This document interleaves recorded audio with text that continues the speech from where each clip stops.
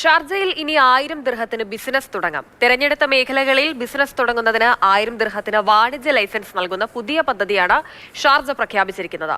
Startup സംരംഭങ്ങൾക്ക് ഏറെ ഗുണം ചെയ്യുന്നതാണ് ഈ പ്രഖ്യാപനം.